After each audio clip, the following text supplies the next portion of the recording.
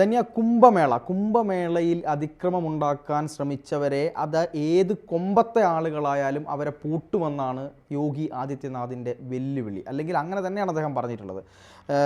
7 തലമുറ പെട്ട ആളുകളെ, അവരുടെ 7 തലമുറയെയും നശിപ്പിക്കുന്ന തരത്തിൽ അദ്ദേഹത്തിൻ്റെ ഒരു രോക്ഷത്തിൽ നിന്നുള്ളൊരു പ്രതികരണം ഉണ്ടായിട്ടുണ്ട്. കാരണം ഇത്രയും വലിയൊരു കുംഭമേളയെ തകർക്കാനൊന്നും ശ്രമിക്കുന്നത് അത്ര നല്ല കാര്യമൊന്നും അല്ല എന്നുള്ളത് എല്ലാവർക്കും അറിയാമല്ലോ. ഇതിൻ്റെ പുറകിലുള്ള ലക്ഷ്യം എന്താണ്, എന്തുകൊണ്ടാണ് ഇവരിത് ചെയ്തതെന്നൊക്കെയാണ് അന്വേഷിക്കുന്നത്. എന്തായാലും കേരളത്തിലുള്ള ചില മഹാന്മാരും ഇതിൽ പെട്ടിട്ടുണ്ട് എന്നുള്ള കാര്യങ്ങളാണ് നമ്മളിപ്പോൾ പുറത്തു വരുന്ന വാർത്തകളുമായി ബന്ധപ്പെട്ട് വരുന്നത്. ഇവരൊക്കെ തിഹാർ ജയിലിൽ കാലങ്ങളോളം ഉണ്ട തിന്നുമോ, ഇനി അതല്ല ഉണ്ട കയറുമോ എന്നുള്ള കാര്യങ്ങളിലൊക്കെ ഒരു തീരുമാനമാകാനിരിക്കുന്നതേ ഉള്ളൂ എന്നാണ് മനസ്സിലാക്കേണ്ടത്. എന്തായാലും ഈ കേരളത്തിലെ ഈ മഹാന്മാരുടെ പുതിയ വിവരങ്ങൾ എന്തൊക്കെയാണ്? നമ്മുടെ ഒരു ഗതികേടാണ് പാർത്തനത്. കാരണം കുംഭമേള എന്ന് പറയുന്നത് പലരും തെറ്റിദ്ധരിച്ച് വെച്ചിരിക്കുന്നത് BJPയുടെ എന്തോ ഒരു സ്വകാര്യ സ്വത്താണ്, BJP നടത്തുന്ന എന്തോ പരിപാടിയാണ്, അതിൽ പങ്കെടുത്തു കഴിഞ്ഞാൽ ഉടനെ സംഘിയാവും നമ്മൾ, അല്ലെങ്കിൽ അത്തരത്തിൽ BJP അനുകൂലരായി നമ്മളെ തെറ്റിദ്ധരിക്കപ്പെടുമെന്നൊക്കെയാണ് പലരും പറയുന്നത്.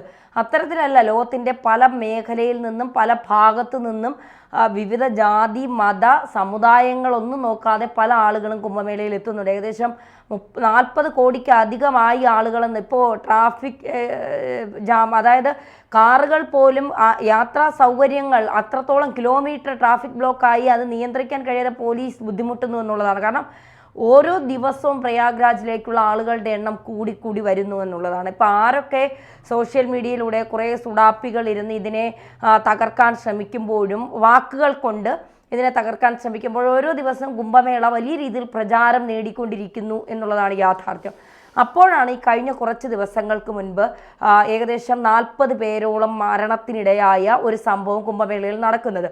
നമ്മുടെ ഒരു ചാനലുകളുടെ പ്രത്യേകത എന്ന് പറയുന്നത് കുംഭമേളയിലെ നല്ല കാര്യങ്ങളൊന്നും അവർ ഇതുവരെ പുറത്തുവിട്ട് നമ്മൾ കണ്ടിട്ടില്ല. കുംഭമേളയിൽ നടക്കുന്ന ഒരു നല്ല കാര്യങ്ങളും, അവിടുത്തെ സംഘടനാ സംവിധാനങ്ങളൊക്കെ ലോകം തന്നെ മാതൃകയാക്കേണ്ട ഒരു കാര്യമാണ്. അതിനെക്കുറിച്ചൊന്നും അവർ സംസാരിക്കില്ല. കാരണം അത് സംസാരിച്ചു കഴിഞ്ഞാൽ BJPക്ക് അതൊരു വലിയ മൈലേജ് കിട്ടുമെന്നുള്ള ഭയം കൊണ്ട് ഇവരാരും അത് സംസാരിക്കില്ല. എന്നാൽ എന്തെങ്കിലും ഒരു വീഴ്ച പറ്റിയാൽ ഇവരൊക്കെ അത് വലിയ രീതിയിൽ കൊട്ടിഘോഷിക്കപ്പെടും, ഇവരൊക്കെ ആഘോഷിക്കുമെന്നുള്ളതാണ്. അത്തരത്തിൽ നടന്ന ഒരു സംഭവമാണ് ഈ കുംഭമേളയ്ക്കിടയിൽ ഏകദേശം 40ഓളം ആളുകൾ മരണപ്പെട്ടു എന്നുള്ള വാർത്ത. മരണപ്പെട്ടവർക്ക് ഉടൻ തന്നെ 25 ലക്ഷം രൂപ UP സർക്കാർ പ്രഖ്യാപിച്ചു. ഇപ്പോൾ പണം കൊടുത്താൽ മരണപ്പെട്ടവർ തിരിച്ചു വരുമോ എന്നുള്ളതല്ല, അങ്ങനെയല്ല. യോഗി സർക്കാർ കൃത്യമായി അവിടെ വരുന്ന ആളുകൾക്ക് ഒരു തരത്തിലുള്ള ബുദ്ധിമുട്ടും അവരുടെ ജീവൻ ഒരു തരത്തിലുള്ള ആപത്തും ഉണ്ടാകാതിരിക്കാനുള്ള എല്ലാ നടപടിക്രമങ്ങളും പൂർത്തീകരിച്ചതിന് ശേഷമാണ് കുംഭമേള ആരംഭിച്ചത്. പക്ഷേ അതിനെ തകർക്കണമെന്ന് നിശ്ചയദാർഢ്യത്തോടെ ഒരാൾ വന്നാൽ, അല്ലെങ്കിൽ കുറച്ചു പേർ വന്നാൽ, അതിനെ ഒരുപക്ഷെ പെട്ടെന്നൊരവസരത്തിൽ നമുക്ക് അവരെ തടയിടാൻ കഴിയില്ല എന്നുള്ളതാണ് നമ്മളിന്ന് കുംഭമേളയിൽ കണ്ടത്.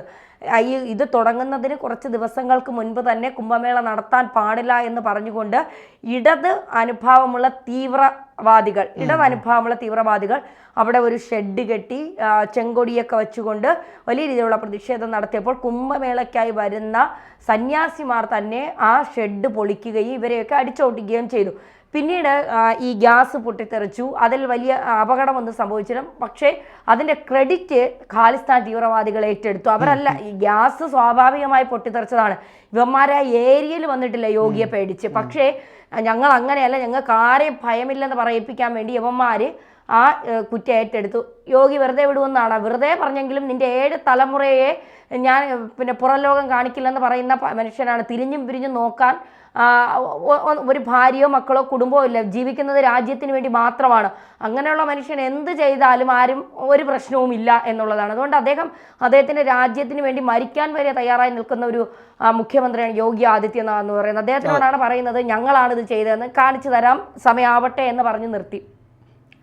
അതിനിടയ്ക്കാണ് ഈ കുറേ നാളുകൾക്ക് മുമ്പ് CAA വിരുദ്ധ സമരം നടന്നത് ഓർമ്മയുണ്ടോ? ഡൽഹിയെ സ്തംഭിപ്പിച്ചുകൊണ്ട് വലിയ രീതിയിലുള്ള പ്രക്ഷോഭവും പ്രതിഷേധമൊക്കെ ഉണ്ടായപ്പോഴും ഈ പോപ്പുലർ ഫ്രണ്ട് പോലുള്ള അല്ലെങ്കിൽ രാജ്യവിരുദ്ധ ശക്തികൾ അതിൻ്റെ അകത്ത് കയറി വിദേശ രാജ്യങ്ങളിൽ നിന്ന് ഫണ്ട് വാങ്ങിക്കൊണ്ട് ഇന്ത്യയെ തകർക്കാനുള്ള നീക്കങ്ങൾ നടത്തുന്നു എന്നുള്ള വലിയൊരു പ്രചരണം ഉണ്ടായപ്പോൾ കേന്ദ്ര ആഭ്യന്തരമന്ത്രി അമിത്ഷായും മോദിയും എന്തുകൊണ്ട് മിണ്ടുന്നില്ല, എന്തുകൊണ്ട് അനങ്ങുന്നില്ല, എന്തുകൊണ്ട് ശബ്ദിക്കുന്നില്ല എന്നൊക്കെ പറഞ്ഞിട്ട് ഘോരമായി പ്രസംഗിച്ചു. അപ്പോഴൊക്കെ ഇന്ത്യ മൗനം പാലിച്ചത് ഒരവസരം വരട്ടെ, ഇവനെയൊക്കെ മൂടോടെ പിഴുതുകൊണ്ട് പോകണം, അല്ലാതെ ഒന്നൊന്നായിട്ട് കൊണ്ടുപോയിട്ട് കാര്യമില്ല എന്ന് പറഞ്ഞിട്ടാണ് കേരളത്തിൽ NIA പിന്നെ രഹസ്യമായി ഇവിടുത്തെ പോലീസിനെ പോലും വിശ്വാസമില്ലാത്തത് കൊണ്ട് അവരെപ്പോലും അറിയിക്കാതെ NIA രഹസ്യമായി വന്ന് ഇറച്ചിവെട്ടുകാരനായും വീട്ടുജോലിക്കാരനായും മരം വെട്ടുകാരനായും ഒക്കെ ഓരോരുത്തരുടെ വീട്ടുകളിൽ നിന്ന് പിന്നെ റൂമിൽ, അതായത് പിന്നെ പുലർച്ചെ ഒന്ന് തുണി പോലും മാറാൻ സമ്മതിക്കാതെ ഇവിടെ നിന്ന് പൊക്കിയെടുത്ത് CA റൌഫ് ഉൾപ്പെടെയുള്ളവരെ കൊണ്ടുപോയി പിന്നെ എന്താ പറയുക പ്ലെയിൻ നമ്മുടെ പിന്നെ എയ്റോപ്ലെയിൻ ചാർട്ടേഡ് വിമാനം ഡൽഹിയിൽ എത്തിയപ്പോഴാണ് ഇവിടെയുള്ള ആഭ്യന്തര വകുപ്പ് പറയുന്നത് ഇങ്ങനെ കുറച്ച് സംഭവങ്ങൾ ഇവിടെ നടന്നിട്ടുണ്ട് എന്നുള്ളത്. അപ്പോൾ അത്തരത്തിൽ കൃത്യമായി യോഗിയും അമിത്ഷായും മോദിയും ഒക്കെ കാര്യങ്ങൾ ശ്രദ്ധിക്കുന്നുണ്ട്. അതിൻ്റെ ഇടയിലാണ് ഈ കുംഭമേളയിലെ അപകടം മനഃപൂർവ്വം സൃഷ്ടിച്ചതാണ് എന്നുള്ള വിവരങ്ങൾ ലഭിക്കുന്നത്. അതിൽ 5 മലയാളികളുണ്ട്. മൂവാറ്റുപുഴ, കേരളത്തിലെ മൂവാറ്റുപുഴ എന്ന സ്ഥലത്തും ഈരാറ്റുപേട്ടയിലുമാണ് ഇവർ രഹസ്യമായി കഴിയുന്നത് എന്നുള്ള കൃത്യമായ വിവരം UP പോലീസിന് ലഭിച്ചിട്ടുണ്ട്. അതിനവർ ഇട്ടിരിക്കുന്ന പേര്, ഈ 5 മലയാളികളെ ഇവിടെ നിന്ന് UPയിലേക്ക് കൊണ്ടുപോകാനായി UP പോലീസ് എത്തി. അവരിട്ടിരിക്കുന്ന പേര് ഓപ്പറേഷൻ 120 എന്നുള്ളതാണ്. അതായത് 120 പേരാണ് ഈ പിന്നെ ഈ കുംഭമേളയിലെത്തി ഈ പ്രശ്നങ്ങൾ ഉണ്ടാക്കാൻ ശ്രമിച്ചത്. ആ 120 പേരെ ഓപ്പറേഷൻ 20, 120 എണ്ണത്തിനെയും വെറുതെ വിടില്ല എന്നുള്ള രീതിയിലാണ് ആ പേരിട്ടേക്കുന്നത്.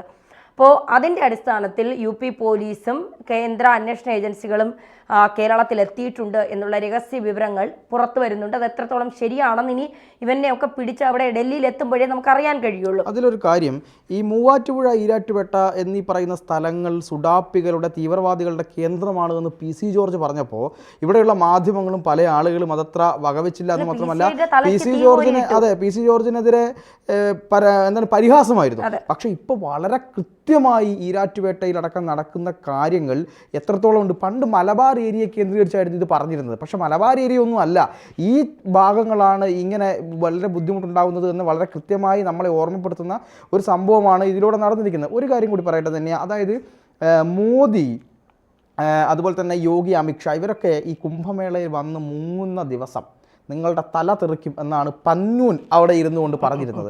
ഞാനിങ്ങനെ ആലോചിച്ചു, കാരണം മോദി മുങ്ങുമ്പോൾ എന്തായാലും ഞങ്ങൾ തട്ടിയിരിക്കും എന്നൊക്കെയാണ് വളരെ ആത്മവിശ്വാസത്തോടെ അദ്ദേഹം പറഞ്ഞത്. അറിയില്ലല്ലോ, അതെ, അതുപോലെ അറിയില്ലല്ലോ. അപ്പോൾ ഞാനിങ്ങനെ കഴിഞ്ഞ ദിവസമാണ് നരേന്ദ്രമോദി അവിടെ എത്തിയത്. അപ്പോൾ ഞാൻ വിചാരിച്ചു എന്താണ് ഇവർ ഇത്രയും വെല്ലുവിളിച്ചതാണല്ലോ. ഓക്കെ, അദ്ദേഹം വന്നു, അദ്ദേഹം മുങ്ങി, അദ്ദേഹത്തിൻ്റെ പാട്ടിന് പോയി. ഈ പന്നൂൻ എവിടെയാണ്? ഈ പറഞ്ഞ ഖലിസ്ഥാൻ തീവ്രവാദികൾ എവിടെയാണ്? എനിക്ക് അതെ, അല്ല, ഈ ഗ്യാസ് പൊട്ടിത്തെറിച്ചപ്പോൾ അത് ഞങ്ങളാണ് എന്ന് പറഞ്ഞ ആളുകൾ നരേന്ദ്രമോദിയുടെ കാലങ്കാനം വല്ലതും വെച്ചു കൂത്തിയിരുന്നെങ്കിൽ യെസ് അവിടെ ഞങ്ങളുടെ പണി ഉണ്ടായിരുന്നു എന്ന് പറയാൻ വേണ്ടി കാത്തിരുന്ന, പക്ഷെ ഒരു മുള്ളു പോലും കൊണ്ടില്ല എന്നുള്ളതാണ്. ഇത്രയൊക്കെ ഉള്ളൂ. ഈ പന്നൂൻ എന്ന് പറയുന്ന ആളൊക്കെ വെറുതെ, ഈ തീവ്രവാദിയൊക്കെ വെറുതെ ഇരുന്ന് തട്ടിവിടുകയാണ്. ഇതാണ് ഇവിടുത്തെ മാധ്യമങ്ങൾ വന്നിരുന്നുകൊണ്ട് ഖലിസ്ഥാൻ തീവ്രവാദി, ഇവനൊക്കെ പേടിയുടെ അങ്ങേ അറ്റം കൊണ്ടിരിക്കുകയാണ്. ഇതാണ് യഥാർത്ഥ സത്യം എന്ന് പറയുന്നത്. എന്തായാലും ഇത് തന്നെ ബാക്കി തുടരാം. അപ്പോൾ ഇത്തരത്തിൽ ഈ UP പോലീസ് എത്തി ഇവരെ ഇവിടെ നിന്ന് കൊണ്ടുപോയി ബാക്കി ചോദ്യം ചെയ്യൽ കാര്യങ്ങളൊക്കെ നടക്കും. കാരണം തകർക്കാൻ നമുക്കൊരു ഇപ്പം നമ്മളാരും BJPക്കാരോ കോൺഗ്രസ്സുകാരോ CPMകാരോ അല്ല. നമ്മളെയൊക്കെ സംബന്ധിച്ചിടത്തോളം നമുക്കൊക്കെ ഒരു രാഷ്ട്രീയമുണ്ട് എന്ന് വച്ചിട്ട് നമ്മളാരും ഇവരെ ആരും പിന്താങ്ങി ജീവിക്കുന്നവരല്ല. നമ്മൾ ജോലി ചെയ്താലേ നമുക്ക് ജീവിക്കാൻ പറ്റും. പക്ഷേ ഈ 2014 ശേഷം ഇന്ത്യയിലെ ഏതൊരു കോൺഗ്രസ്സുകാരനും ഏതൊരു CPM അനുഭാവിക്കും ഏതൊരു BJPക്കാരനും ഒരു ധൈര്യമുണ്ട്. ഇന്ത്യയെ ഒരു തീവ്രവാദ ശക്തികളും തൊടില്ല, ഇന്ത്യയെ നശിപ്പിക്കാൻ ഒരു തീവ്രവാദികൾക്കും കഴിയില്ല എന്നുള്ളത്. അത് കേന്ദ്രം BJP എന്ന് പറയുന്ന ഒരു സർക്കാർ ഭരിക്കുന്നത് കൊണ്ട് തന്നെയാണ് ഇവിടുത്തെ സൈനികർ ഒരു ദിവസമെങ്കിലും സമാധാനത്തോടെ ഉറങ്ങുന്നത്.